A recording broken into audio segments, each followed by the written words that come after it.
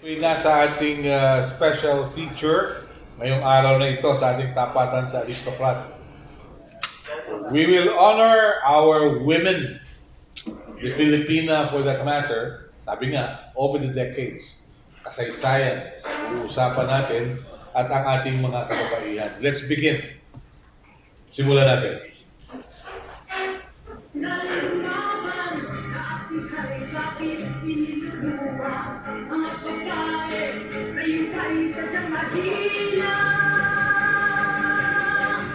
Kayo ba mga Cinderella, nalalagyan ng pag-asa? Kayo nga ba ang mga nena, nahanap buhay ang pagtutunaw? Mga babae, kayo ba'y sadyang pagkama? Ang ating isip ay buksan at lipunay pag-aralan. Paano nahubog inyong isipan at tanggapin kayo'y maliparan? Mga babae, ito nga ba'y nakalaran? Bakit ba mayroong mga Gabriela, mga Teresa at Sora na di umasa sa luha't awa? Sila'y nagsipahawak ng sandata, nakikilaban ang ngiti na lumaya.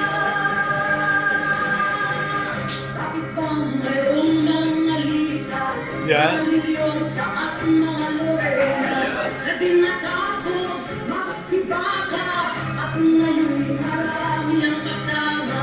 Ang babae, ang ngiti na lumaya. Ang ating isip ay buksan at lipunay pag-ak.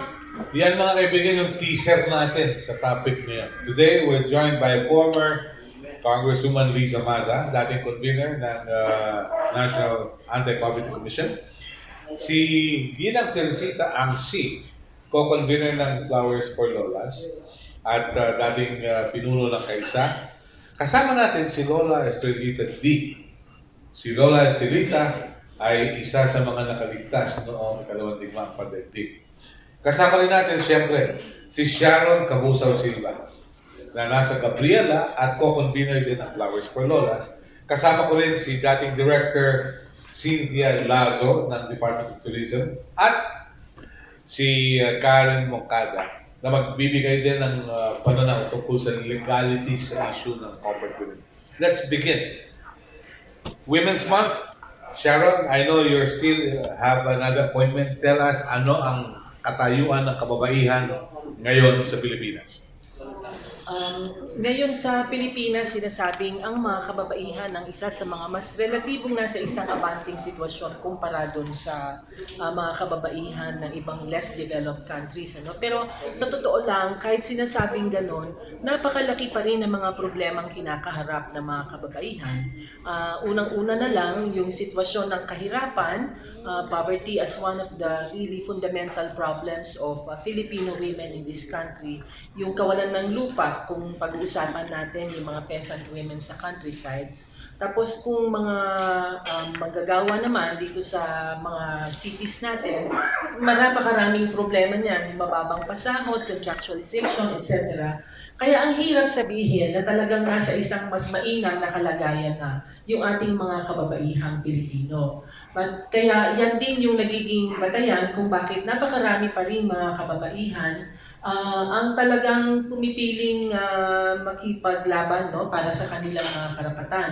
The Philippine Women's Movement remains one of the most vibrant, if not the most vibrant, women's movements in the world today. Very good. Madam Tessie, tell us your views about the status of Filipinas today. Marami pa tayong dapat gawin, marami pa tayong dapat isulong. Look at the OFWs, karamihan sa kanilang kababaihan ang nagpupursige na itaguyod ang kanilang mga pamilya sa pamamagitan ng pagtrabaho abroad, no? Kaya yan, nagpapakita, isa yan senyales na talagang marami pang dapat gawin para may tagawid natin ang posisyon ng mga kababaihan dito sa ating bayan, no? Hindi sila dapat nagsusumikap sa ibang bansa dahil wala tayo ditong pagkakataon binibigay sa kanila. Yeah. May narinig kasi ako isang mambabatas na sabi, yung mga civil servants, kung reklamo kayo na reklamo, dahil lang sa mababang pasahod, umalis na lang kayo. At meron mga interesado na pumalit sa pwesto ninyo. Pero wala akong narinig na ganong reklamo sa Bureau of Customs at sa BIR, no? But that's another issue. Anyway, hindi naman paksa natin. Kasama natin si Lola Estelita B. Maaari po ba ninyo kaming bigyan ng account, no, kwento? Ano po ang katayuan ninyo ngayon? Ako po ay si Lola Estelita B. ng Manila, Pilipinas. Sige, sabay lang. Sa ngayon, sa bahay lang ako na araw-araw nagwawali sa kalat ng alagang mga ibon at saka hayop ng mga apo ko. Ako na lang tagalinis sa mga bakuran. Opo. Kasi marami alaga yung mga apo ko ng ibon na mamahalin, African at saka yung mga mamahalin mga aso. Talaga? Nalagaan ko. Opo, pero meron kayong grupo sa Lila, Pilipinas. Ito po yung samahan ng mga naging biktima ng ikalawang digmaang pandaigdig. Ano po ang inyong kwento? Sa dati, nung si Richard Examadura pa ang aming director, mayroon kami project na flower run, ina-export namin sa Japan. Pero mawala na siya na nagkasakit siya, si Sharon naman ang pumalit. Opo. Ngayon wala pa kami ng mga project. Mm-hmm. Siguro, Sharon, bigyan mo kami ng background din sa Lila, Pilipinas.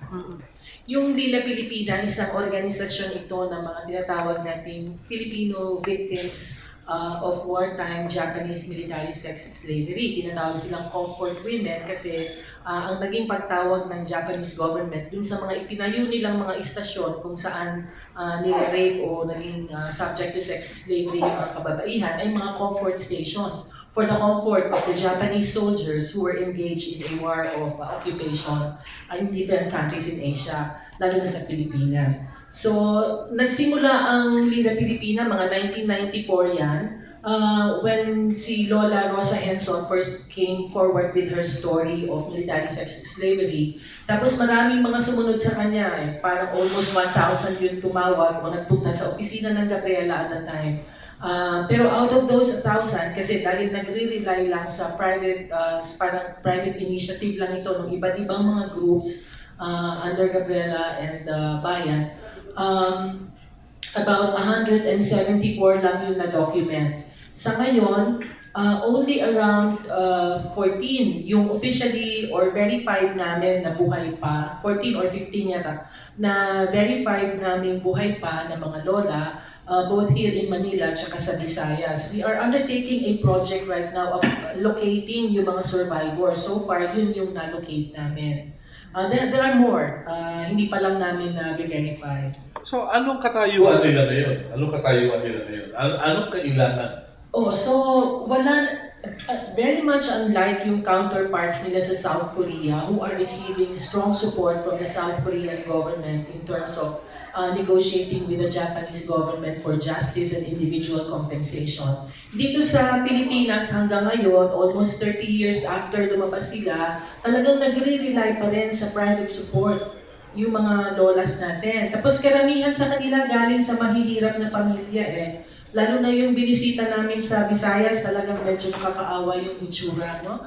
Kasi wala naman talaga silang naging, yung mga nakatanggap, halimbawa, yung sinasabing Asian Women's Fund noong 1990s, maliit na halaga. Some of them, like si Lola Estelita D, nakapagpatayo ng maliit na bahay, parang entreswelo. No? Hindi naman talaga bahay, pero entreswelo, and that's it.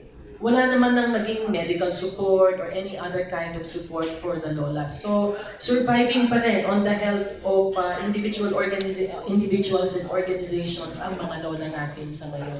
So, anong gagawing aksyon ng grupo? Okay.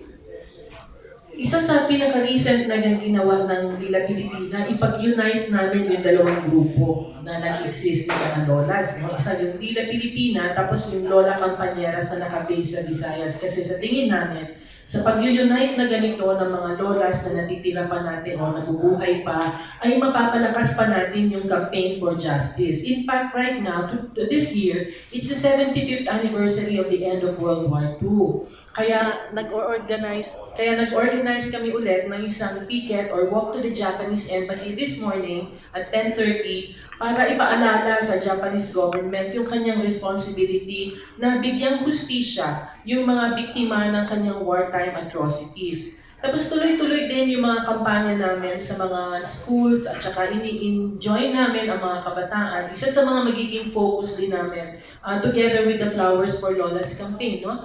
Yung ma-ensure na makasama ang issue ng mga comfort women sa history education and textbooks and other references natin dito sa Pilipinas at magiging isang kampanya rin yan sa Japan within this year. It's also the 20th anniversary of the Tokyo War Tribunal na ginawa noon sa Japan, in which it was a private tribunal pero na-establish talaga doon yung mga facts and data pertaining to the comfort women issue in South Korea and also in the Philippines. So yan yung mga activities, and also August 14 and 15 will be International Day to commemorate the victims of Japanese wartime military sexual slavery. So yan yung mga big dates as far as Lila Pilipina is concerned. Meron kayong network sa iba't ibang grupo na parehong karanasan? Oo, meron yung Malaya Lolas, buhay pa sila, although technically ito mga hindi talaga nag-stay sa mga garrisons, but nevertheless, they have a special place in the whole campaign for justice kasi mga rape victims ito. Ngayon, yung Lola Campañeras at saka yung Lila Pilipina, ito yung talagang nag-unite na at yan, magsisig ng justice. Hindi naman sa nais pa nating sariwain yung mga sugat na naghihilom na collectively, kung in general statements, ano yung karanasan ng mga katulad ni Lola Estelita? Oo, marami sa kanila, hindi lang sila ginawang sex slaves, no? Naging victims din sila ng forced labor. Sabihin, sa araw, kapag wala yung mga Japanese soldiers, pinaglalaba, pinagluluto, pinaglalaba sila ng uniform mismo ng mga Japanese soldiers. Pinaglilinis sila mismo ng mga comfort stations. Yan. Kaya, tapos sa gabi, usually dumarating yung mga Japanese soldiers, pinipilahan sila. Yung iba nga sa kanila, they stopped counting daw kasi hindi na nila mabilang kung gaano karami. Meron ba kayong natanggap na tugon mula man lamang sa pamahalaan ng Hapones?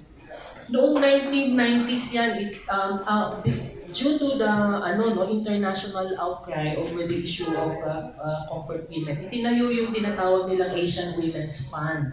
But the Asian Women's Fund was not actually the official compensation na hinihingi ng mga victims mula sa Japanese government because the Asian Women's Fund also came from private individuals and organizations and corporations daw in Japan na matagal naman na rin talagang tumutulong even before that was set up. At in fact, ang naging problem pa nga, may naging pagtingin yung mga advocates at that time na actually yung Asian Women's Fund was an attempt to divide the ranks of the campaign kasi una, hindi nila in-involve yung mga NGOs like Gabriela and the Task Force on Filipino Comfort Women dun sa administration at saka pag-disperse ng funds. Hindi nila in-involve ang NGOs. Yung mga NGOs na yun nga yung talagang nagsimula ng campaign. So even sa pagpili ng kung sino yung mga recipients, sa lahat, all aspects itong Asian Women's Fund ay hindi in-involve ang mga NGOs. Ilan taon na si Lola Estelita? Ilang taong ka na? 89 years old. 89 years old. Wow. So, bawasan mo. She's even one of the youngest. Yung binisita namin, 95 years old na doon sa pero buhay pa, tsaka medyo malakas pa siya. Yeah. Anong leksyon natin dito, Madam Tessie, bago tayo dumako sa ibang paksa? Kaya nga tinayo namin yung Flowers for Lolas campaign. dahil gusto namin mabigyan sana na pagpupugay ang mga comfort women natin na talaga nagdanas ng hirap noon. Tinayuan natin sila ng isang estatwa dito sa Rojas Boulevard to honor them, no? To remember and to give lessons that never again should we have this wars of aggression na ang mga babae talaga ang siyang naghihirap. Unfortunately, we are the only country in the world which succumbed to Japanese pressure. Tinanggal yung estatwa dyan sa Rojas Boulevard. Tapos, i-reinstall sana sa Baclaran Church, no, para rin sa kalaman, marami kasi nagtatanong nasaan the case of the missing statue. I-reinstall, hindi na namin makausap yung sculptor na nasa pangangalaga niya yung statue. At nag-uusap kami 3 days before that. Hinihintay namin siya para i-reinstall, hindi na namin makontak at lahat.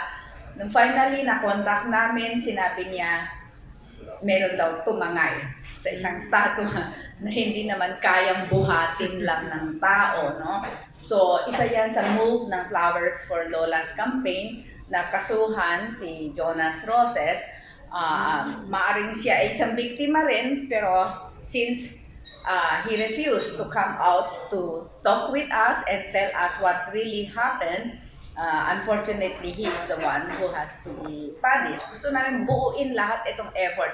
Flowers for Lolas, kasama namin dyan, Wachi Guerrillas, Memorare Manila, Bataan Legacy, lahat ng, tapos Veterans Foundation, lahat ng mga kasama ng World War II, no? Para lumawak tuloy. Naging Flowers for Lolas, nag-umpisa dito sa isang estatwa. Pasalamat kami sa pressure ng Japanese government, lumaki at lumawak ngayon itong kilusan para bigyan pagpupugay at bigyan ng tulong ang mga lolas.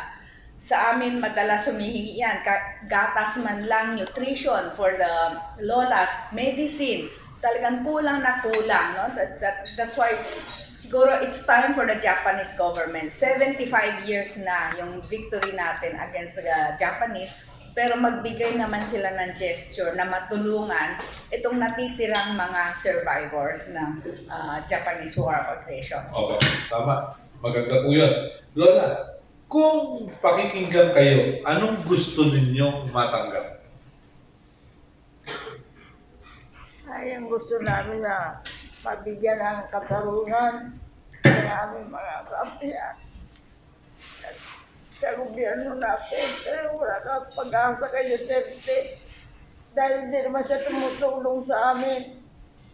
Wala siyang ginagawa sa amin, tulong. Kami na lang ang nag-aano na sa sarili namin, sa sariling organisasyon, kasama ang Gabriela. Kaya lang ang tumutulong sa amin. Wala nang iba. Marami din salamat sa mga Chinese Federation na tumutulong din sa amin. Opo. So, bakit po nawala kayo ng pag-asa kay Pangulong Duterte? Bakit po? Kasi naman, galing siya sa Gabriela, kaya ayaw kami tulungan. Wala siyang ginagawa sa amin. Mm-hmm. Kung sakali po ba, yung compensation is an issue, aside from recognition? Oo, that's the second. Siyempre, ang pinakamahalaga yung formal and public apology. Pero individual compensation, kasi under international humanitarian laws, meron na talagang patayan para magkaroon ng individual compensation. Ang sino mang nakaranas ng naging victim sa isang patay noong World War II. Kaya kasama rin yun talaga dun sa mga demands ng mga kababaihan, Filipino comfort women. Bakit natagalan bago lumabas ang comfort women? Napakahirap para sa isang, kahit nga yung naging biktima ka ng isang ordinaryong kaso ng rape, napakahirap lumabas para sa isang babae. Di lalo na yung nangyari sa mga lola natin, hindi lang yung stigma ng rape ang kailangan nilang kaharapin, kundi yung stigma rin na naging babae ka ng hapon, no? Parang may mga cases nga dun sa mga ilang comfort women natin, nung nalaman nung kanilang mga napangasawa na naging comfort women, iniwanan. Kasi, iwanan sila ng may asawa ganun, nila. Oo, oo. Kasi tingin sa kanila tira ng Hapon. At nung panahon ng after ng World War II, di ba napakababa ng pagtingin sa mga kababaihan na sinasabing nakasama ng mga Hapon. At yan nga yung tinry nilang i-exploit para sabihin na actually itong mga kababaihang ito, mga naging kadet, mga naging mistress, yung iba naman sa kanila paid. Prostitutes ang tawag sa kanila noon. Totoo naman na may naging bayad. Pero Diyos mio, napakaliit na bayad naman nung kanilang at saka under sila imprisonment. So anong gagawin nila? Hindi ka naman makakatanggi sa kahit na anong gawin o sabihin sa iyo ng mga sundalo noon. Yeah. Lisa, nakasama kayo sa House of Representatives. Merong mga grupo ng mga parliamentarians. Isa sa madalas puntahan yung Interparliamentary Union. Nagkakaroon kayo ng pagkakataon na makausap yung mga mababatas na pulis? No. Actually, nung panahon ko sa Congress, nag-file kami ng Gabriela Women's Party ng resolution para nga i-recognize yung mga comfort women at saka i-urge yung Japanese government na i-recognize sila, mag-apologize at saka may bigay yung karampatang kompensasyon. At na-strike ako sa sinabi ni Ma'am Tessie kasi nung panahon na yon talagang nakagwardya yung Japanese embassy sa deliberation ng mga hearings namin noon. No? Talagang binabantayan nila kung ano yung magiging outcome ng resolution. And I remember, medyo pumapabor na yung committee that was deliberating on that. Pero merong lobby work na ginawa talaga yung Japanese embassy representatives para hindi maipasa yung anumang measures na sumusuporta dun sa mga comfort women. So ganun kahirap yung ating dinaranas, hindi lamang outside, kundi inside the government itself. When we were introducing measures to recognize the comfort women, nahihirapan din talaga kami. So it's not just simply watering it down, but away with it. Exactly, because the Japanese government really did not want to recognize that it committed such crime during the time. So talagang kaya nga ginawa nila yung private fund, because the government doesn't want to undertake such responsibility of one accepting their part, and that it was a policy of the Japanese government at that time, and secondly, to own that responsibility, recognize the comfort women, and compensate them for the crimes committed against the comfort women during that time. Kaya napakahirap, lalo na matatanda na nga yung mga lola, na bigyan ng katarungan sila finally. Kaya maganda na patuloy yung mga organisasyon, yung mga non-profit, mga NGOs, na kailangan patuloy natin silang suportahan. Have you had a chance to talk to your Japanese counterparts during parliamentarians meetings? Actually, meron kaming links with the Japanese parliamentarians in a diet, Japanese diet. At talagang may meron sa kanila na nagsusupport din sa mga lola Kaya we were able to link up with them even before prior na maging nasa Congress, yung Gabriela, meron na talagang links din with them. Kaya nagpatuloy din naman yan na ang links na yan. At yun nga yung nagbigay din ng inspirasyon sa amin para i-push sa Congress yung mga legislative proposals and resolutions in support of the lolas. Okay, briefly, anong legal remedies? Sherry.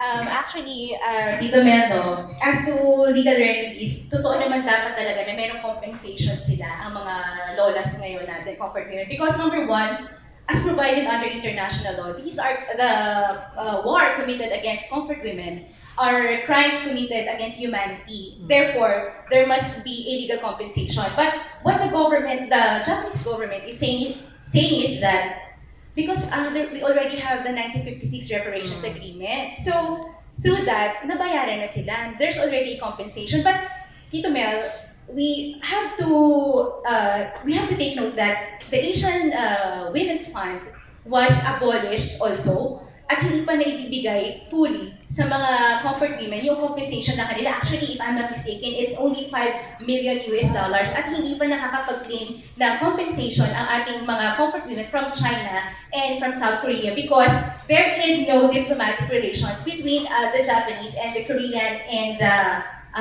China. During the time. During the time. So, di ba parang nakakalungkot because hello, di ba? Para ang laki ng crime na commit nila. And ang sinasabi pa po nila is, matagal na daw yun, so hindi na dapat binabalikan. Pero yung suffer yung damage na nagawa ng Japanese government sa mga lolas natin, until now, hindi pa rin talaga siya fully compensated. Okay. Babalikan natin yung paksa. Paalis na sila. Baka meron lang tanong yung ating mga kapatid sa media. Sandali lang kapatid, ha? From ABS, from... Yes, ma'am. May tanong ba? Pat? Sige, simulan natin. Briefly. Good morning to everybody. In the light of, nagkakaroon kasi ng tinatawag na tactical alliance between US and Japan. In the light of that, yung actions tungkol sa comfort wing somewhat dampens that drive ng Japan to establish another military. Okay. Pero sila rin tinatawag na yung they're trying to establish another military force outside of Japan. O maglalagay sila ng base. Okay. The question is? Anong sort of a kasi the Nakasone group is trying to establish a parliamentary, meron parliamentary procedures na establish nila ang babaguhin na yung constitution that they're allowed to establish a military base outside of Japan. Magkakaroon ng defense, more active defense posture ng Japan. Lumalabas kasi Japan. Yes, okay. Sharon. Sige.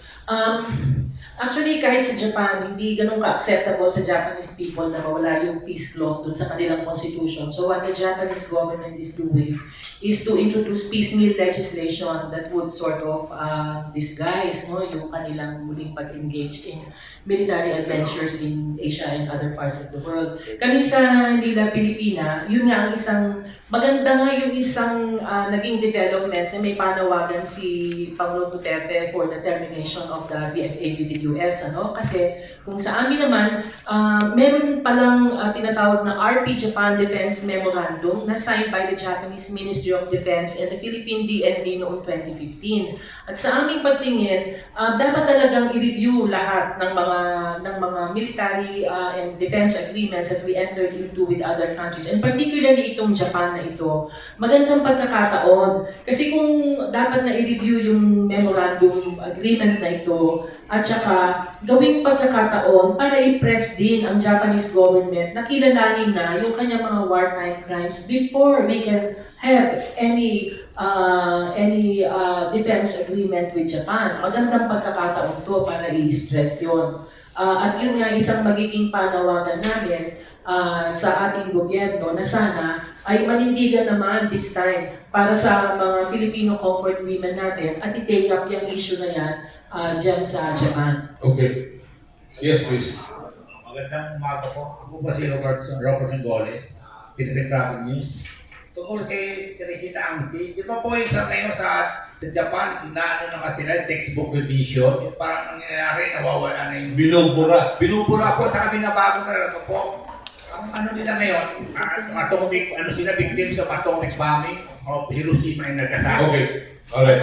Yeah, kaya nga, isa sa mga adhikay ng Flowers for Lola's campaign ay i-pressure din, buong mundo, matandaan nila yung mga nangyari during World War II para unang-una, hindi na sana maulit ito. It's not just revision ang nangyayari, it's the erasure of this part of the Japanese history na hindi natin dapat payagan. Dito tayo naman sa Pilipinas, panawagan sa gobyerno, let us raise the dignity of the Filipino. Bakit hindi natin tulungan ang ating mga comfort women na magkaroon ng hustisya? South Korea government supported the actions of the comfort women. Sa atin lang talaga na itinatatuan nila na nangyari ito, sabihin nila 1955 reparation. Wala pa namang lumalabas na issue ng comfort women noon. So, paano mo sasabihin na nabayaran mo na itong mga lola na ito?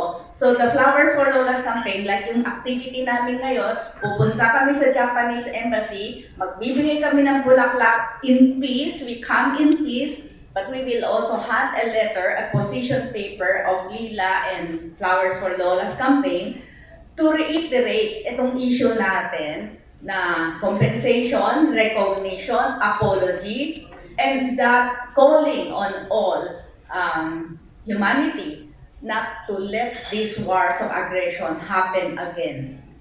Wait lang tanong. Okay na, sir, magmamadali. May emperor pa rin sila eh. Di ba ang Japan, emperor po? Ibig sabihin po, may empire pa rin sila, empire. Pwede ba kayo sulat sa emperor ng Japan, bagong emperor, sa tungkol ho sa comfort women?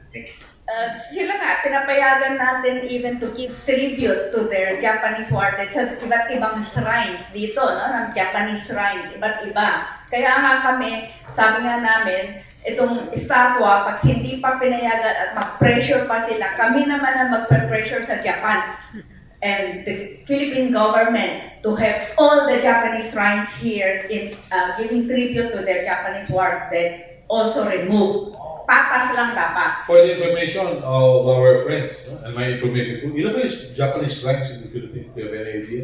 Yung na-document namin dun sa about 15 of them all over the world. Lalo na Pampanga, shrine for the kamikaze soldiers who bombed and killed indiscriminately men, women, and children. Sa Pampanga yan. Napigilan namin dahil papalakihin pa nila. Mayroong maliit lang yung park na yon. They wanted to expand it. So we talked to the Pampanga government na huwag sana nilang gawin yon. There's a very big shrine that the emperor went to, the very big shrine in Caliraya na pinuntahan ng emperor and empress, no, to pay tribute to their Japanese war dead. So yan ang hindi natin dapat payagan. Let us raise the dignity of our Filipino people and fight against all of these pressures of the Japanese government. Hindi naman totoo na mangyayari yung mga economic sanction. I don't believe that itaas noo tayo. Hindi mangyayari dahil wala namang naparusahan bansa nung nangyari nung nagtayo sila ng mga statue. Tayo lang talaga ang lumuhod sa Hapones. Bakit kaya? Sa kanila nyo na natanong. Sorry po, we have to be Sige excused. po. Isang tanong lang po. Johnson po, ma'am. Sino pong may hawak ng official records kung ilang comfort women meron tayo na nabubuhay pa and how is young is the youngest and the oldest? Sorry. Ang Lira Pilipina ang isa sa mga repository ng mga records na yun. Ang youngest natin, ito na, si Lola Estelita. Ang oldest natin, 95 years old. Ilan po sila? Yung officially verified namin sa ngayon, 8 plus 7, 15. 15. Ang officially verified. Merong mga reports na nabubuhay pa sila pero hindi pa namin napupuntahan. Tapos meron din naman yung mga Malaya Lolas, I think 27 pa sila. Ito naman yung mga rape victims sa Candaba Swamp sa Pampanga. Okay. Sandali po, may pahabol. Sandali lang po. Malapit ka. Is that a formal demand? Removing the Japanese military strike. Is that a formal demand? No, what we want, since we said we come in peace, we want to reinstall our own comfort women statue.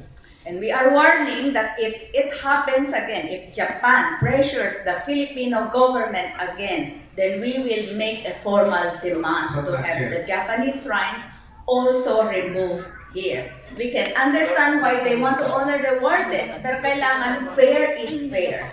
Thank you po. Which flowers are you giving? What kind? Because the Japanese put great stock on symbolism. If you give them chrysanthemum, you know, that's the imperial tower. So Well, we just put together a bunch of flowers as a symbol of peace offering also to them, no? We come in Okay. peace. So when is Gabriela putting up a women's museum? Meron ba? Actually, I want to answer that. May I answer that? Kasi, again, when I was in Congress, siya sa pinroyekto namin, yung pagtatayo ng Women's Museum, and we were in contact with mayor, the mayor that was Belmonte in Quezon City. So, ang naitayo nila, yung parang kay Tandang Sora, sa Tandang Sora. Pero, it's still a work in progress. Ako personally, I want to pursue that. So siguro, Joy is the mayor. So, Joy na gusto the mayor. Belmonte Part 2. Diba? Thank you, thank you. Okay. So dali po mga kaibigan, we'll pause for a break, picture taking, and then we will allow the three ladies to leave the premises because they have another engagement. Matitira po yung mga tatlo pa natin panawin. So dali po lang. Please, yung ating mga kasama, sina Tita Tessie, si Lola Estelita, at si Sharon, sapagkat meron pa silang pagtitipon sa harapan ng Japanese Embassy. Kanina, itanong ko yung status of Filipino women. Pero, kay dating Congresswoman at dating Secretary ng NAPSI, how rampant or how bad is it in the countryside when we talk of women? Gaano kahirap ang kanilang katayuan? Actually, ang isang dapat na bigyang pansin natin yung situation ng rural women. Yung mga kababaihan na magsasaka, kasi sila ang nakararami ng mga kababaihan. No? Ibig sabihin, yung mga rural women natin ang nakararami sa populasyon ng kababaihan dito sa ating bansa. Pero alam din naman natin kung paano napaka-neglected at hindi umuunlad, stagnant, hindi umuunlad, umaatras pa nga yung ating agrikultura. Marami ng issues na natalakay, kaugnay niyan, yung rice tariffication, yung walang suportang ibinibigay sa ating mga magsasaka. Kaya sa ganung konteksto, masasabi natin na talagang hirap ang buhay ng mga kababaihan doon sa kanayunan. Okay. Pero katulad yan, pag sinabi naman tourism, I don't know how our good friend Cynthia would react to this. Foreign tourists in every country, particularly in the Philippines, ang gusto nila sun, sea, and sex. Paano ngayon ito? There was a time, kilalang Pilipinas for sex tours. How do you look at this? Ngayon, meron namang kampanya ang gobyerno. Kung sa iniwanan ko 2 years ago, meron nang nag-champion ng mga protection of women and children in tourism. Gone were the days na ginagawang issue ukol sa mga kababaihan. So, ang isa sa mga strategies na in-adopt ng Philippine government, kasi I was there since Aspira's time till I retired, ay mag-create ng different niches sa tourism.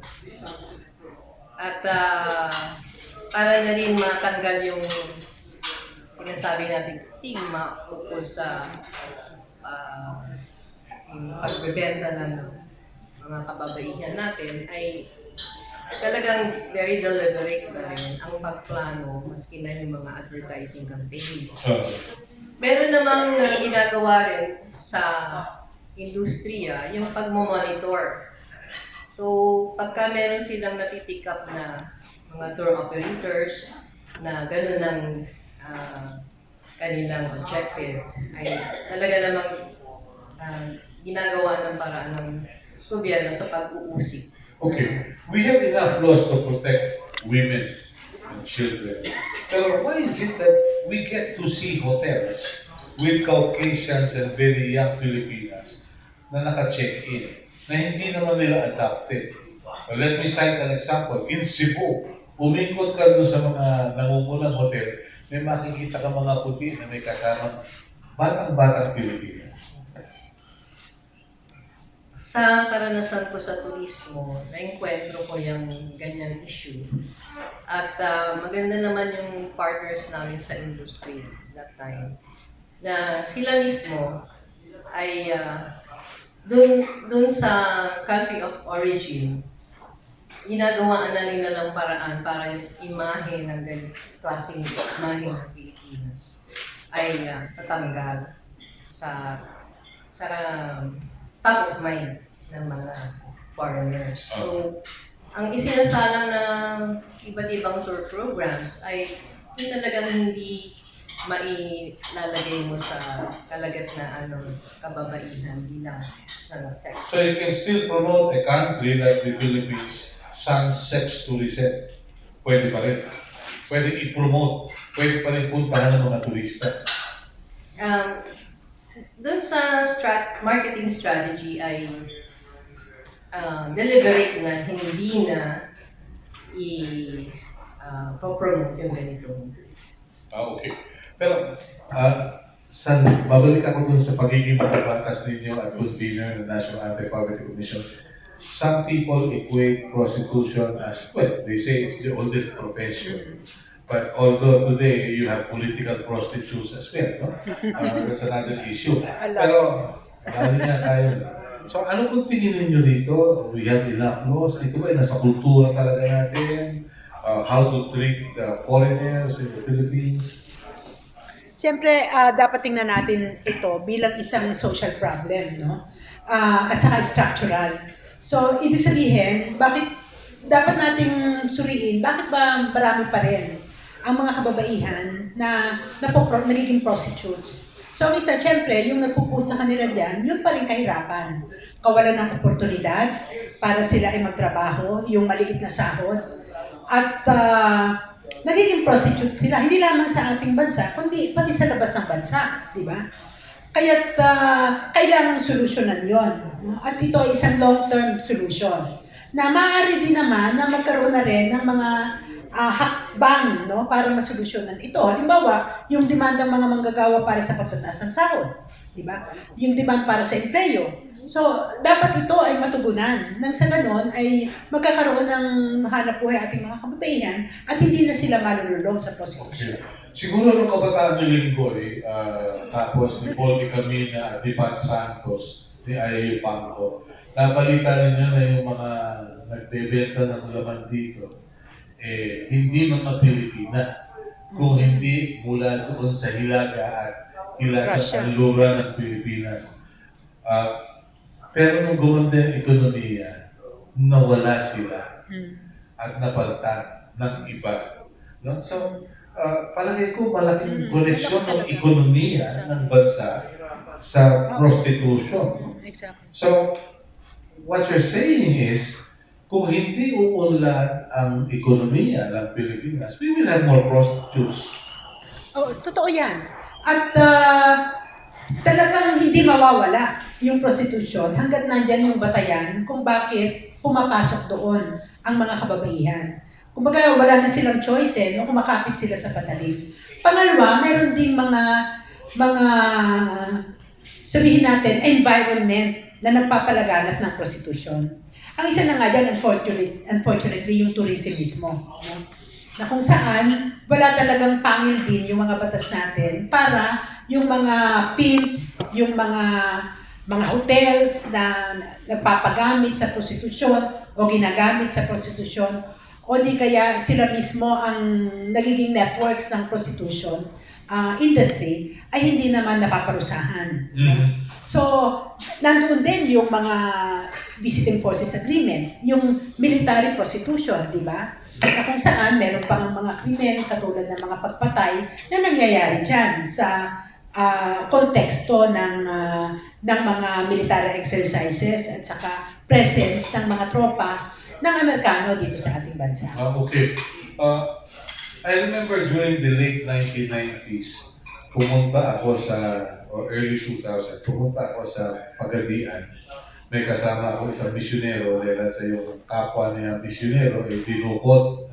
So, pumunta kami sa Pagadian to find out kung anong pwedeng gawin, no? Nasarado kami sa kumbento, we checked in at a hotel. Pagpasok ko doon sa kwarto, madilim. Hindi mabuksan yung ilaw. So, tumawag ako ng room boy. Sabi ng room boy, Sir, sandali lang. Pinihit yung bombilya, umanda. Tapos sabi, Boss, baka gusto mo ng chicks. Sabi ko, teka muna, ano ba yan? High school, third year. Oh. Sabi ko, magkano? Ano ako? 3,000. Mahal naman. Sabi niya, kung bibili yung turistang kasama mo sa kabila, half the price. Yung kasama ko, misyonero, pare, na taga-England. No? So sabi ko, sorry ha, hindi namin linya yan. Sayang siya, special offer ito. So, you know, things like this do happen. Yes. No? And this is no joke. We may laugh at it, but it is sad. Do we have enough laws in the first place? Dito lang, bago yun, gusto ko lang sabihin na hindi na po dapat natin tawagin na prostitutes kasi mas magandang tawagin sila prostituted women because they were forced to do such thing because of poverty as mentioned by Congresswoman Liza Maza. So, yun nga po, prostituted dapat ang itawag sa kanila. Hindi sila prostitutes because hindi naman talaga sila prostitutes eh. They were just forced. Napilitan lamang po sila. So, dapat po ang tawag. So, it's the more, it's a correct political statement. Yes. Okay. What about the politicians who prostitute themselves? It's a different thing. Okay. Pero, yes. I just want to add kasi ito mga, kumbaga parang mga traditional na natin ng mga prostitution eh. Pero ngayon, meron talagang isang malaganap, lalo na sa mga urban poor communities. Ito yung internet, prostitution online. So ito, mga bata, mga nanay. So talagang reflective doon sa sitwasyon ng kahirapan na ito naman ang nakikita nila ngayon, no, na paraan kung paano sila kikita na meron na ngayong at lumalaganap na ito na online prostitution. At palagay ko dito, may batas ba? Parang kailangan talagang mag-develop ng measures. Paano ito ma-address at the same time, hindi ka naman nag-encroach doon sa kanilang freedom ng bawat isa, kaugnay ng communication, privacy, etc.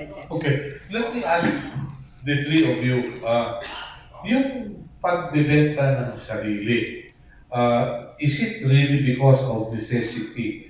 Kung kahirapan yan, ang isang problema, according to Philippine Statistics Authority, isang malaking bahagi ng pinagkakagastusan ng pamilya ngayon ay yung load sa telepono. Number two, yung pagkakaroon ng makabagong cellphone. Nabanggit ng isang retiradong profesor sa isang universidad na nag-aalmusal siya sa isang fast food at namamalimos na hindi man madungis. Namamalimos sa mga fast food. So, sabi niya, ano kaya ito? Sabi ko, baka naman kailangan lang bumili ng bagong cellphone. Is it because of the consumerist idea that drives people poorer? Yeah. I think meron ganong aspeto, no? Na lalo na kung mahirap ka, yung mga yung kultura ng ng kahirapan, yung pagiging bangkarote ng kultura na yan, na i-imbibe mo rin eh.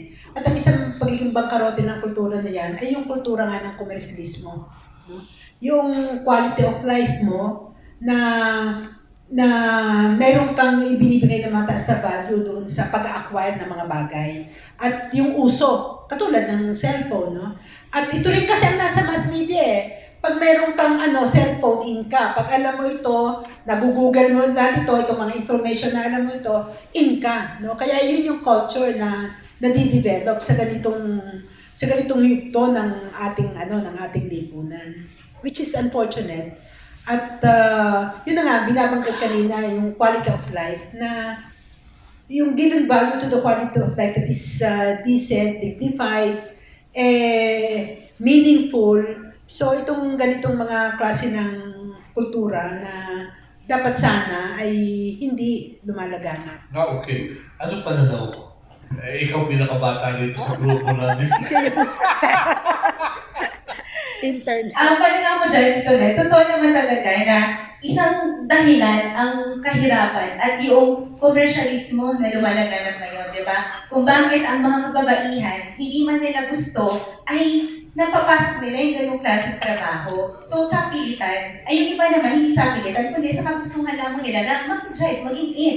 So nagiging dahilan siya. As for your previous question, Tito Mel, I just want to add na di ba yung sa prostitution kung may mga batas ba tayo na ganyan, wala pang gaanong ano dyan na regulation or laws, pero there's a move na nakakalungkot, di ba, may sa ibang countries na to legalize ang prostitution, may mga ganong move sila na parang, di ba, hindi naman dapat, pero Baka hindi magtagal, meron pa lisensya diba? sa Pinas. Tapos meron yung pink card, if you're familiar with the pink card, ganun yung mga inaano nila diba, na pink card. So, that, yung pink card na yun ay nagpapatunay na, oy, dumaan ako sa medical, nagpa-medical ako, so wala akong sakit. So, it's safe. Pero there's still a question kasi may moral issues dyan eh. We have the moral issues. And of course, if you're going to weigh in the benefits and the advantages of that, if everybody proposed law nila yan, maraming ano yan, kumbaga, still subject for review and alam mo naman tayo dito sa Pilipinas, diba, merong mga hindi pa rin pabor sa mga ganyan.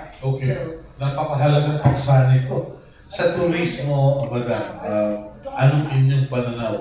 Dahil sabi, the government would like to promote domestic tourism. But with the kind of economy that we have, can we still afford to, travel? Yung pang tayo natin, kaya ba natin maglakbay? Kaya. Kaya pa. Kaya pa rin. Kaya pa rin.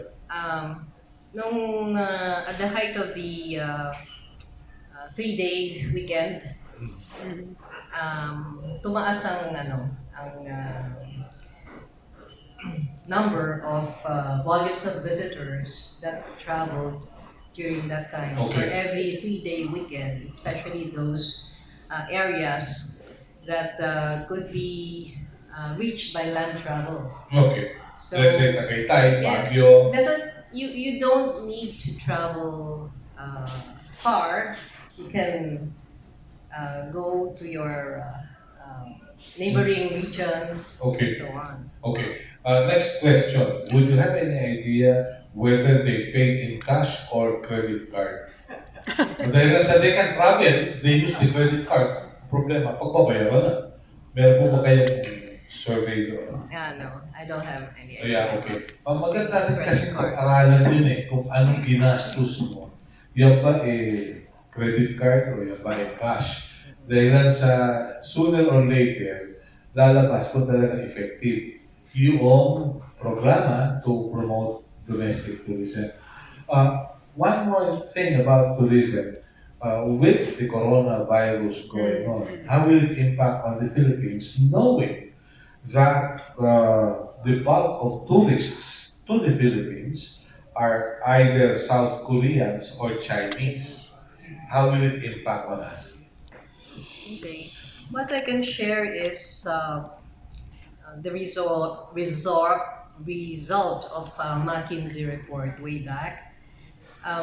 It's also beneficial for us to promote foreign tourism because of the dollars. But this is what we also learned, like people from Cebu, leadership there, shared with me at one time that Cebu was always in a roller coaster ride because they were going after international tourists and they forgot promoting domestic tourism. So I believe that domestic tourism should act as a buffer for international tourism. Okay. And in the manner that we now are able to get arrival statistics in hotels and resorts around the country, at times during the travel season, then you get an indication that indeed, the Filipinos, they have the capacity to travel domestically. Okay. Number two, an impact is created, especially during the weekends and holidays. Okay. And number three, it's a means for us to be able to get the economy moving and distributing wealth all around the country. Yeah, but with the absence of South Koreans and Chinese tourists today, it will also have an impact on the local hotel and restaurant industry, right? Definitely, it would have, especially if the hotels and restaurants have already put into their business plan going after the foreign tourists. Yeah. However, we know also that Filipinos love to eat, for instance, in restaurants, and there are more hotels promoting staycations. So more of the family bonding and so on. Okay. So that probably would be one of the best ways to help promote domestic tourism with the end COVID-19. Yeah. Speaking of domestic tourism, as early as 2016, yung June 1st, 2016 hanggang ngayon, mukhang ang pinakamaraming turista yung Davao, ano? I don't know whether President Duterte is coming from Davao, added color to the tourism industry. Kasama na yata rin yung mga nagsisip-sip at naghahanap ng trabaho. No? Anyway, wag na muna yan. Wag na natin detalye yan. Pero pwede kong sabihin na because we also dealt with Pacific Islands visitors, they are considering the Philippines as a hub coming from the Pacific Islands into either Manila, and then from Manila going to Davao, and then exiting Davao to Singapore or Thailand. Really? Yes. So may planong ganun? Hindi plano. I mean, there's such a movement now. Okay. I'm not aware of the promotion from Davao, but from the markets that I handled on medical tourism, ganun nila nakikita ang Philippines. Wait, medical tourism. Once you say medical tourism, what does it involve? Ito ba yung mga refurbishing, repair, revoking? Medical tourism and health and wellness. Health and wellness. Because there was a time when Baguio was still Baguio City, maraming turista because of Agpawa. No? Maraming nagpapagamot. I don't know whether may ganun pa rin ngayon. So it's medical tourism now, wellness. Okay. We'll have more details later. Questions from our colleagues from the media, please. What about farm tourism? Farm tourism ni Senator Cynthia Villar, no? Farm tourism. Pwede ba yan? Farm tourism as espoused by the Honorable Senator Cynthia Villar. Cynthia Villar. Actually, that's a program, and it has also been adopted by the Department of Tourism. From what I know, there has been a series of familiarization tours for media of late, introducing, yes, farm tourism to media, and also becomes a discovery for everyone to get to know which are the interesting areas for, especially also family travel. Okay. We still have farms na makaka-attract ng attention. Ito subdivision na yan. Paano? Anyway, magiging politika na naman yata. May yes, please. Paano po kay Lisa Masa po, representative? Dr. Cabrera. Representative, ano kayo? Puro sa babae lang po? Apo. Ano mo sa mga ngayon, mga gender, yung neutral? Sensitive. Gender neutral. Kasi kayo ng mga media, gender, mga LGBTQ. Okay. Yun na lang, kababaihan lang daw ba pinapanindigan ng Gabriela? Kung paninindigan, hindi lang po kababaihan, pati ho yung mga LGBTQ, at saka kahit yung mga lalakihan, may mga ilang interest din sila na sinusulong ng Gabriela. Pero yun ang mga LGBTQ, meron doon silang mga sarili ring organisasyon nila. At ang Gabriela po naman ay sumusuporta rin sa kanila. Ang Gabriela ay organisasyon ng mga kababaihan. Yun pong mga, meron kami mga lesbian members, pero yung mga gay, hindi po namin members yun. Meron silang kanilang mga organisasyon. Sa mga lesbians po, sa mga katulad sa NDF, NPA, ano po, ano rin kayo ba? Sakop rin yung kayo ng mga ganon? Ay, hindi po namin sakop ang NPA at NDF. Mamaya pwede ako mag-update sa inyo kaugnay ng pisto. Yun ang gusto ko malaman, kaya namin kinumbida. Dahil sa iyo, You know, sa likod ng red tagging at iba pa, yung localized peace talks, what are the prospects for peace considering na merong mga back channel ngayon? Okay. Actually, nung pong December, nagkaroon ng back channel ulit. And I was involved as an independent observer. So, kasama po ako doon sa delegasyon na pumunta sa Utrecht para explore yung possibility para sa pagpapatuloy ng talks. So, meron pong ongoing back channel talks. Napaka-positibo pong development na ito kasi para rin sa punto de vista ng kababaihan, meron talagang malaking stake ang kababaihan, kaugnay ng pagkakaroon ng pangmatagalang kapayapaan sa ating bayan.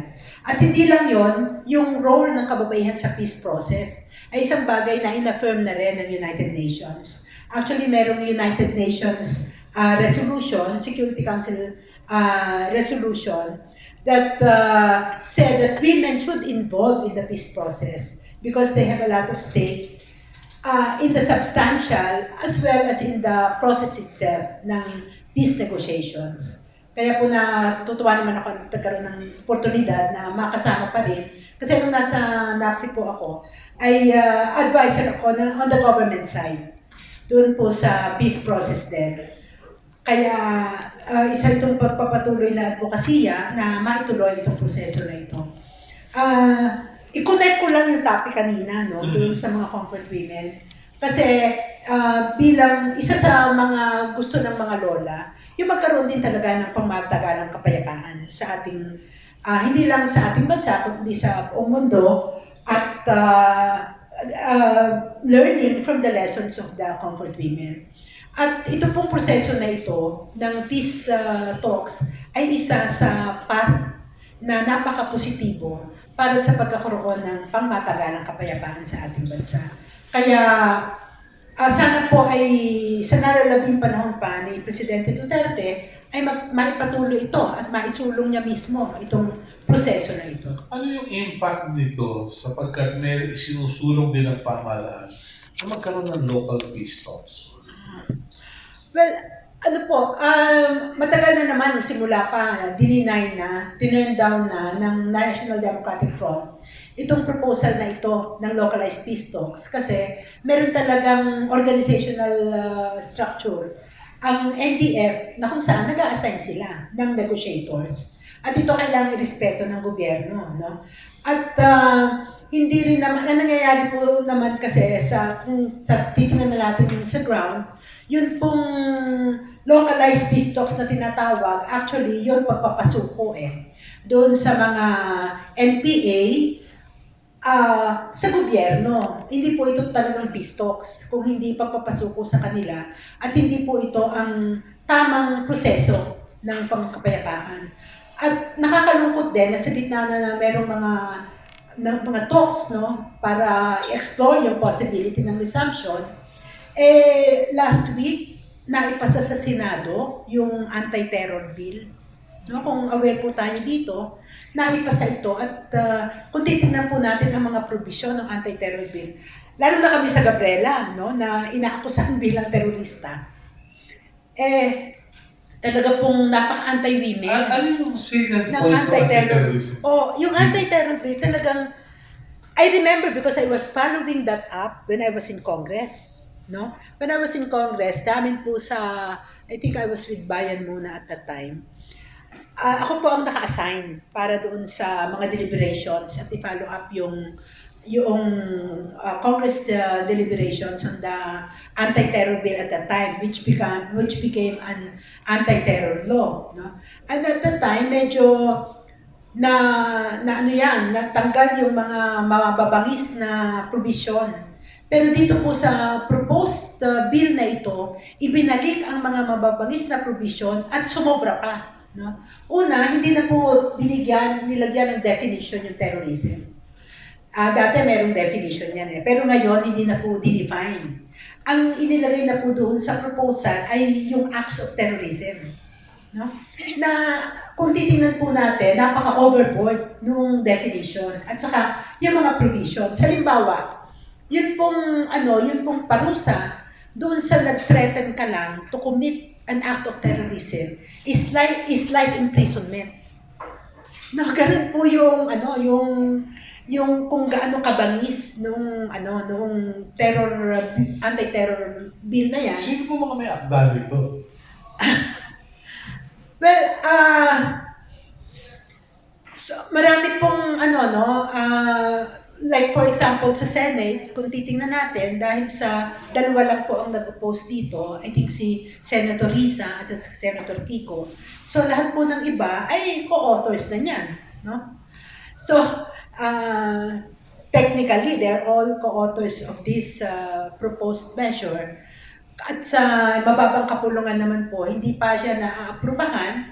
At yung makabayan po ay nandoon naman poised to really to expose talaga kung gaano kasama itong panukalang batas na ito at harangan yung panukalang batas. We will have another session for that. Please have another session for that because it is very important, especially today na lahat na yata itinawag na terorista. As a matter of fact, kahit ako, there was last February 6, an orientation that was conducted by the National National Task Force to End Local Communist Armed Conflict, no? Local armed conflict. At doon, tinawag akong terorista. This orientation was given by the National Task Force together with TICA and given to the NAPSI, no? The agency that I headed. Really? Yes, ganun silang kagarapal, no? Ganun kagarapal. At sinabi na terorista raw ako, and I used NAPSI for the agenda of the communist terrorist groups. May ebidensya ba sila? Yes, I have.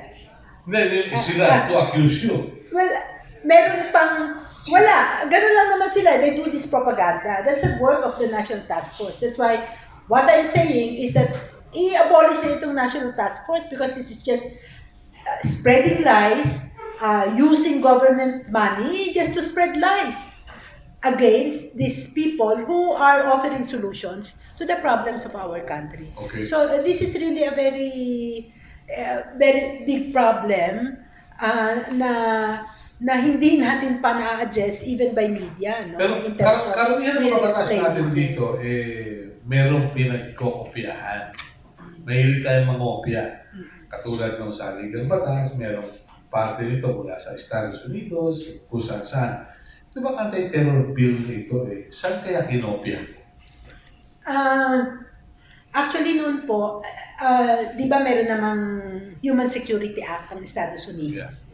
After 9/11, so talagang meron silang mga ginawa na nagpahigpit ng sitwasyon na talagang nag-cause ng nag-curtail din dun sa basic rights and freedoms ng mga mamamayan ng Estados Unidos. At hindi lang yun, ng mga pumupunta sa Estados Unidos, no? Actually, if you remember, di ba, when I was barred from going to the US, and di ba hindi ako pinasakay sa aeroplano noon, I think that was 2015. Tapos, ang in-invoke noong Korean Air is that they received an email from the Homeland Security of the United States na sinasabi, wag daw akong pasakayin sa aeroplano. May visa So, ka ba? May I visa have ka a ba? valid visa. Ngayon, may visa ka ba? Ngayon, hindi pa ako Hindi, kaya ka tinatanong dahil baka umiyak ka rin. Katulad ng isang mama dyan na pinagdala ng visa. Umiyak. No. I'm not going to do that. Okay. So, well, I'm pretty sure may pinagkopyahan ito. Pero may target kasi sila na tapusin daw ang insurgency at talunin daw yung mga revolusyonaryo by the end of the president's term. Pero kung titingnan natin, lahat ng presidente, gano'n ang sinabi. Pero ngayon, hindi naman. Na yun. Yes, hindi naman nagagawa ito, hindi talaga natitigil yung revolusyon at saka paglaban ng mamamayan. Kasi nga, kailangan talaga, I think the path to real peace is by addressing the root causes of the armed conflict. Okay. Very good question. Yes, please. Carmela, pwede ka ba mag-part 2 siguro just for the comfort women? Kasi may mga groups na hindi ko alam yung position. I'll mention just 3 Okay. Legion of Mary. Position na sa comfort women. Si Sharon, oops ka yan Yeah. Ikaw, di ba CP? PCA ako. Ayun, so Student Catholic Action. So, yung Legion of Mary, anong position nila? More question yung military sexual slavery. Okay. Another Philippine Commission Women. Okay. At saka yung mga sorority, nagkagaya ni Karin, Pi Sigma Delta yan Ganun. Oo, so curious lang kung may position pa sila sa... We will try to do that. We will have a second Tapos yung sinasabi kasi nag-pressure na Japanese, it was actually a lady legislator, Liberal Democratic Party, yung pumunta sa Malacanang, who complained about the comfort women statute. So di ko alam kung party to party, like Gabriela, if you talk to that lady legislator from there, she was the one who complained. Babae yung trigger nung pressure. Then number 3, yung pinabanggit kanina na Japanese military sites sa Pilipinas. Puro Japanese NGOs and sponsors nun. And they're the ones who bring in tourists from Japan. It's like Nazis going on a tour of occupied Europe. Okay. Alright. Sorry, Tito Mel. In line lang with what Congresswoman Liza Masa said a while ago, no? Kung di ba yung tanong niyo din kanina, saan ba nagmula yung anti-terror bill na yan? For me kasi, it came from the Human Security Act, which there's a case actually on this, wherein the Supreme Court upheld the constitutionality of the Human Security Act. Actually, marami din itong mga organizations, mga NGO, at saka mga activists na nag-question noon. But the Supreme Court said that we have to, the Human Security Act is constitutional.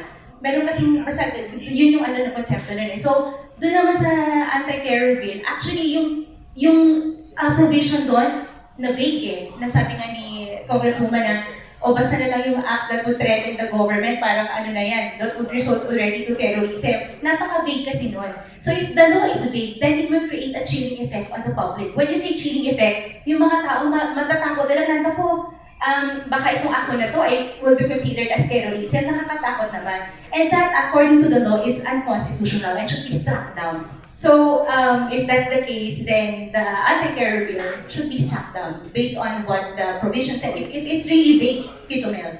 Okay, Congresswoman, sa tanong, with the current composition of the House of Representatives and under the generous leadership of Speaker Alan P. Cayetano, do you expect any opposition aside from the Makabayan bloc? Actually, it is unfortunate na yung hanayan doon sa sa mababang kapulungan ay talagang overwhelmingly in favor of the current administration. Yeah, okay. Kaya ang kailangan talaga ay maging aware yung mga mamamayan at malaman nila kung ano ba ito na niluluto sa Kongreso sa ngayon. At mapalakas natin yung oposisyon mula sa labas para sa ganon ay maharang natin ang panukalang Because after all, they represent their districts, right? Exactly. Their constituents. Yeah. But I doubt whether they have consulted their constituents. Exactly. At kaya nga, ang marami naman ganun no? Unfortunately, yung proseso natin ng lawmaking sa Pilipinas, napaka hindi nagkakaroon ng proseso na kung saan merong talagang tunay na konsultasyon. Yeah. Kahit yung mga committee hearings, ang ini-invite nila kung sino yung, ang karamihan kung sino yung may gusto doon sa mga panukala. Yun yung mga, yung mga oposisyon. Siguro yun lang yung aming mga black lang at saka yung mga yung mga sabihin natin yung mga progresibo. Fuera de los buenos. Pero tama ba yung principle na nangyayari ngayon, yung Jerry Maguire principle? Show me the money. Tama, Jerry Maguire principle. Show me the money. Gusto ko lang balikan yung binanggit ni Bernard tungkol sa shrines. Sige nga. we were able to popularize history through the tourism platform Really? by promoting, yes, the Filipino perspective of World War II. Kabalikat namin dyan, si Bernard Garganilla, tsaka yung Hunters Historical Society. At napalaganap na ito.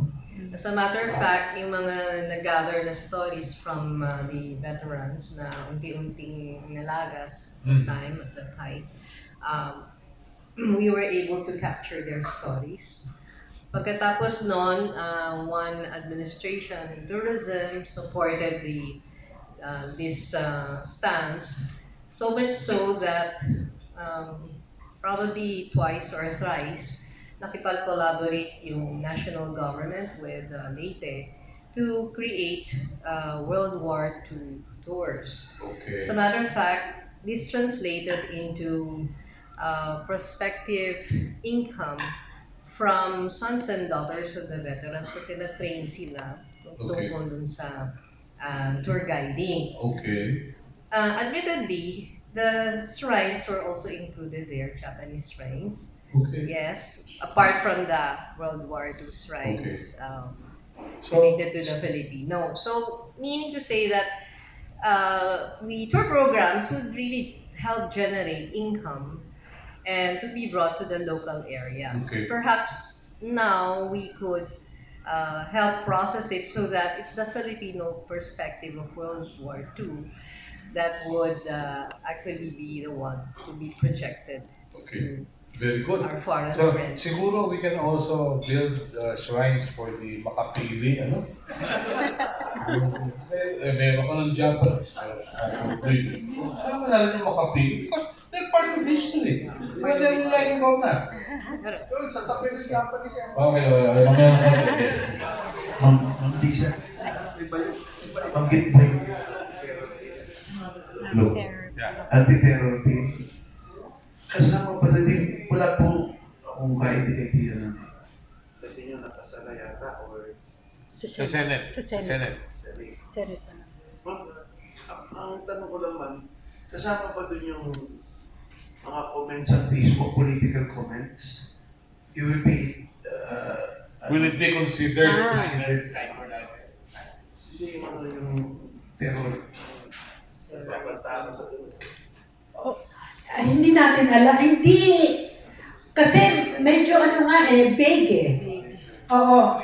So, nakalagay doon, ang isa sa mga acts of terrorism, yung threatening to commit terrorism. So, or terrorist act. Threatening to commit a terrorist act. So, ang isang terrorist act, yung, halimbawa, pambobomba, di ba?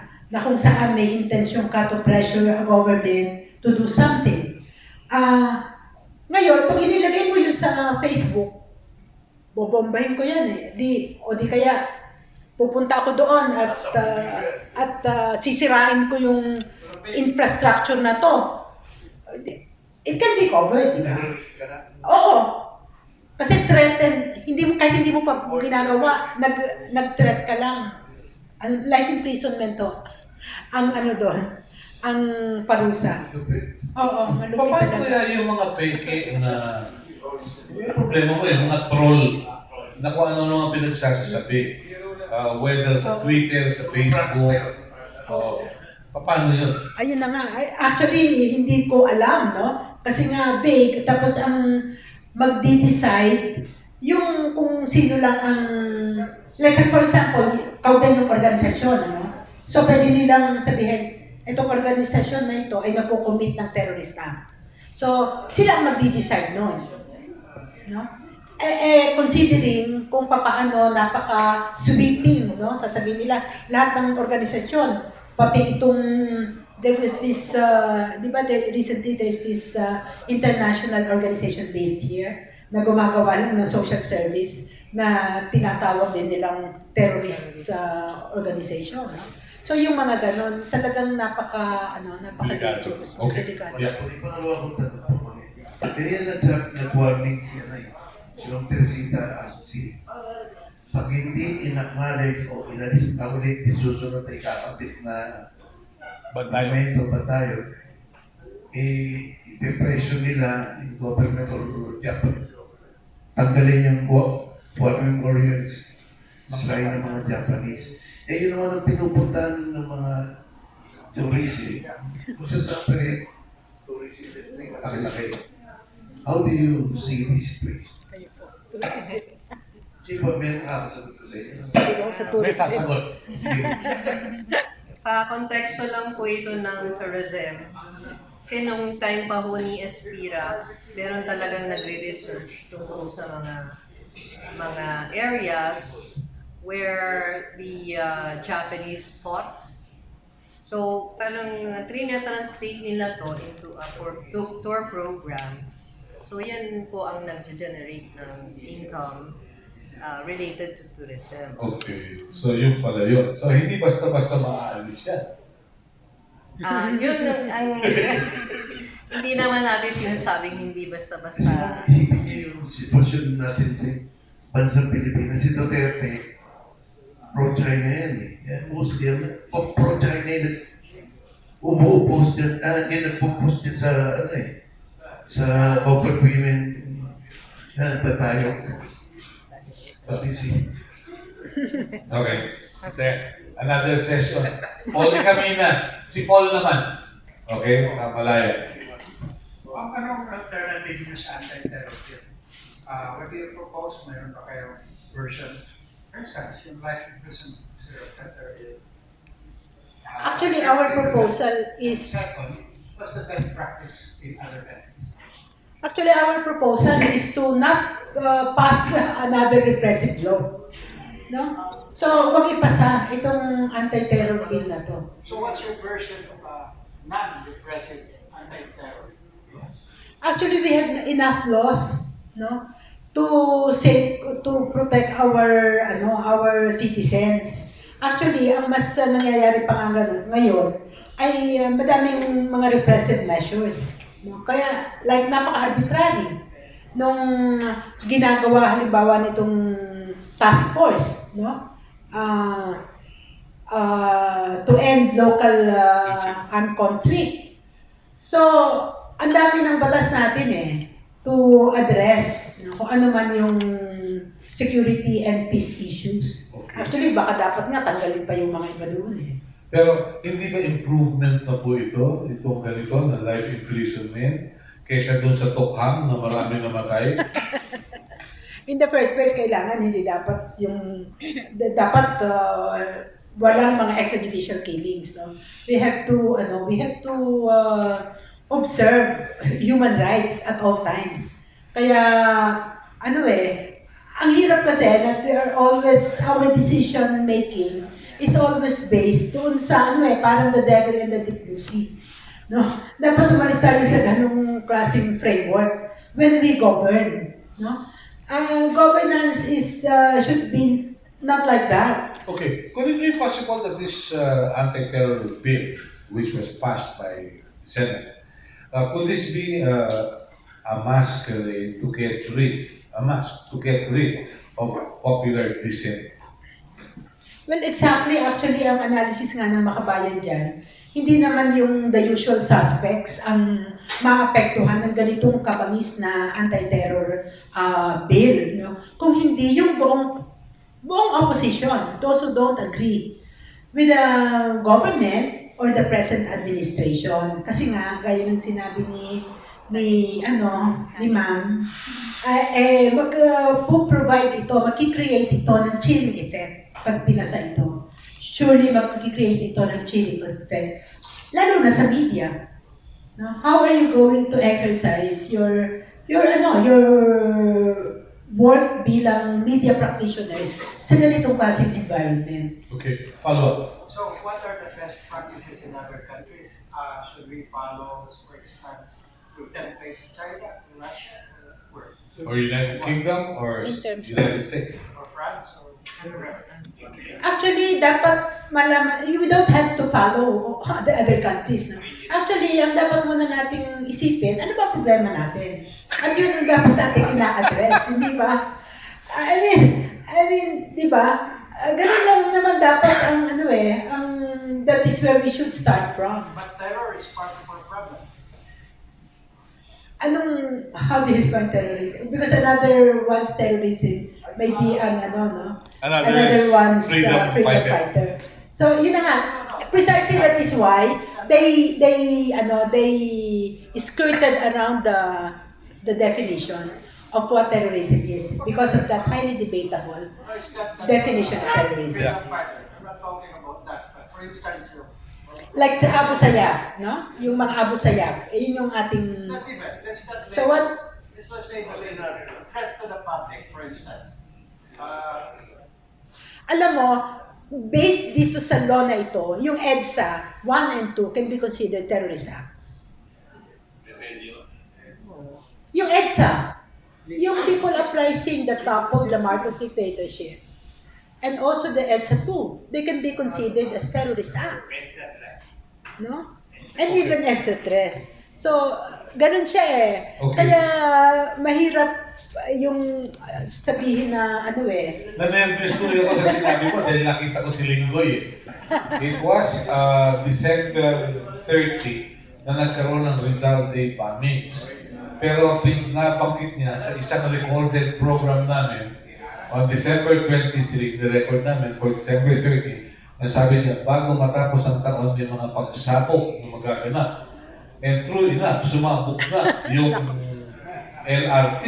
So that was being considered an act of terrorism. Yes. Naku, kung nagkataon pa lang may batas na nun, wala na si Linggoy ngayon, nakatulog na to. At saka life imprisonment. Naku, paano kaya mapapalagay yung mga manghuhula? Naku, yung hula ay nagkatotoo. Well, anyway, we'll have another session for that. I'm sorry, gentlemen and ladies, we have to say thank you. Patapos na po ang ating oras.